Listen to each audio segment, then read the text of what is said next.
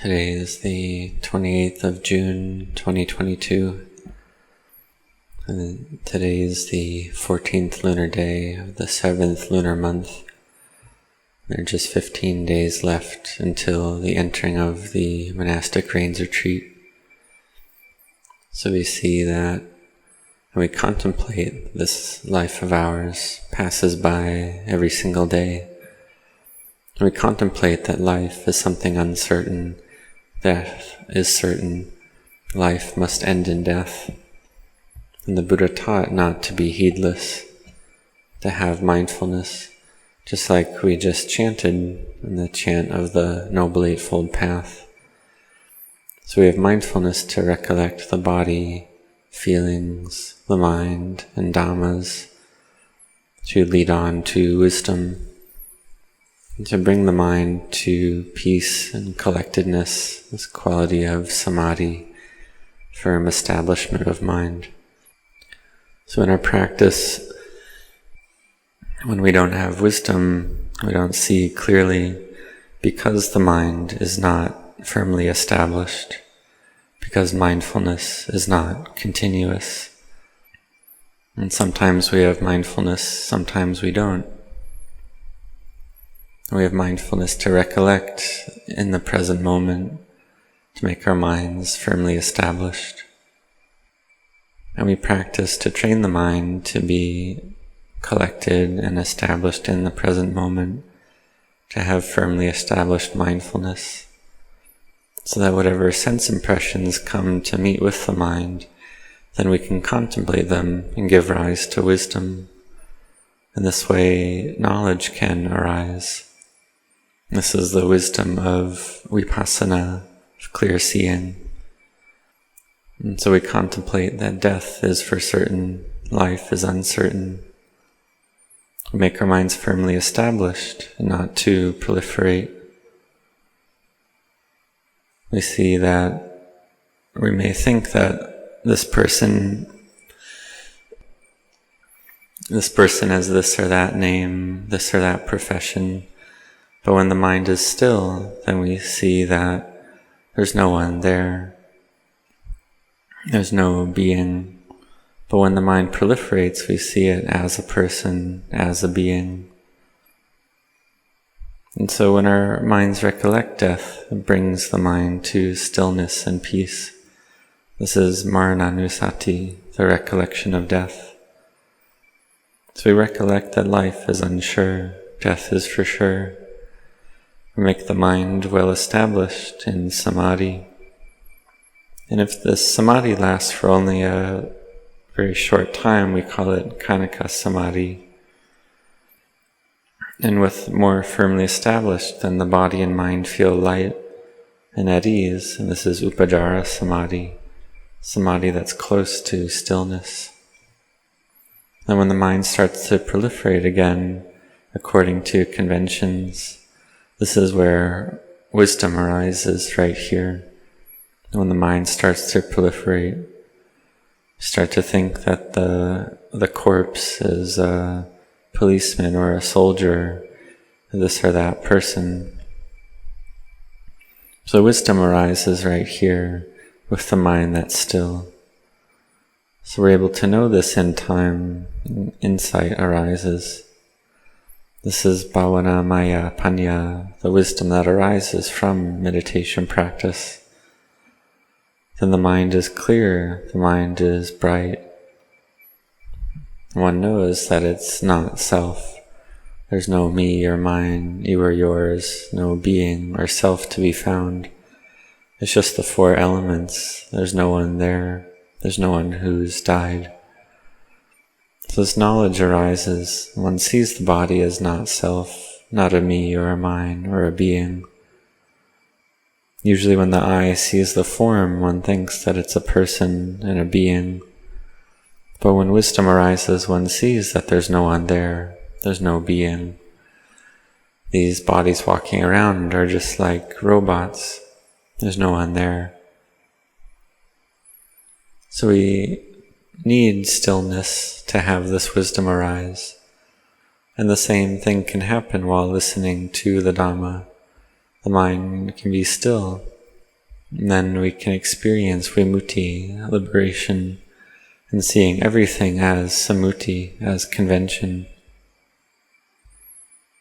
For instance, seeing this meditation hall, or seeing laity and sangha, or monks and novices, or cars and so on, and we think that those things really are those things, but in truth they're just natural elements gathered together.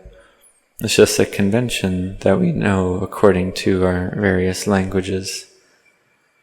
But when we understand clearly, we see that it's not that way, that really it's not there, it's not self. We see it arise and cease. So this is wisdom arising, insight arising, and we don't intend for this to happen. It arises on its own. And when this happens, then rapture, happiness, and fullness of heart arise through the seeing of the Dhamma. And this can be experienced for 3 months on end. Or when the samadhi arises, it can happen for 1 month. The body and mind feel very cool and at ease with the understanding of the Dhamma.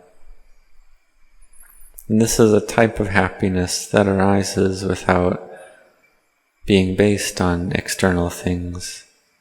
It's not dependent on external conditions. Because the happiness and pleasure that arise based on external conditions is never enough.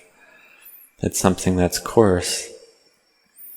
We see that when we have ignorance, and this gives rise to craving, being lost in the sense of self. We have this liking for pleasure. We want more of that pleasure. Then pain we don't want. And this gives rise to vibhava tanha, the craving not to be. And when we experience pleasure, we want more of that. This is the bhava tanha, the craving for becoming. And this goes on and on like this without ceasing, without end. When we have delusion, there's no end to it. There's liking, there's disliking, there's craving. It goes on and on like this. So we need to train our hearts and minds to know these phenomena as they arise, to bring the mind to stillness, to give rise to happiness, in order to see clearly the truth of reality, the true Dhamma. And when we see like this sloughs away the doubts that we have in practice. Because these doubts we have a lot because of a lack of samadhi. And when there's no samadhi, then we don't see the Dhamma. But if we practice Dhamma to the point of seeing clearly as described, we need to have effort in this effort which is a part of the Noble Eightfold Path. The effort to give rise to wholesome states and maintain them, and to abandon unwholesome states and avoid them. So we set our hearts on this, and we understand that we have kilesa, we have defilement. So we make the determination not to be angry, not to let the mind become too coarse, not to get lost in hatred. But we also understand that we practice not to have vibhava tanha with our thoughts. That's not the way. That's not the way to practice. So when demeritorious states arise, we make the effort to abandon them. But we understand that these demeritorious states, it's normal for them to arise. And if they're not arisen yet, then we seek to prevent their arising. So we try to train the mind to have firmly established mindfulness, to give rise to samadhi and then wisdom. And when we have mindfulness and samadhi, we seek to care for these qualities, not to just let them go, not to let our minds go. And for Dhamma practitioners, we practice speaking little, practice restraint. For instance, being restrained on alms round, it's possible to see the Dhamma while on alms round. There was one monk on alms round contemplated a stalk of rice and contemplated this to the point of realizing arahantship. And this was while he was on alms round. So during alms round, while taking food, while eating food, and so on, we practice to have restraint all the time, to speak as little as possible. Because speaking is proliferation, thinking is proliferation, proliferating in terms of the 5 khandhas, in terms of self. And so when we think, or when we speak, that it's even more self. In a given day, all the things that arise in our minds, all the stories, they're all about the self. So we need to have time to train our minds in stillness. In this mind that's still, there's still a sense of self there, but it's a good sense of self, a sense of self on the path. It's a sense of self for the sake of abandoning the self. It's not a sense of self for the sake of more self. So we have effort to bring the mind to stillness. We practice not to look down on others who might have only a little samadhi. As we practice to look at our own minds first and foremost, to contemplate, to give rise to wisdom, this is the right path. To see that life is uncertain, death is certain, not to be heedless, but to train and strive and practice not to hurt oneself or others, which is the wrong path. Because we see that people in the world harm each other, seek to harm others. But the quality of not harming others, this is peace in the world. So we practice to have loving kindness and compassion to help others, to train our minds like this. And if we practice in this way, then the paths and fruits are close. So may you set your hearts on this well, to train in right livelihood. And we practice vipassana, clear seeing, to give rise to wisdom for the sake of the end of suffering.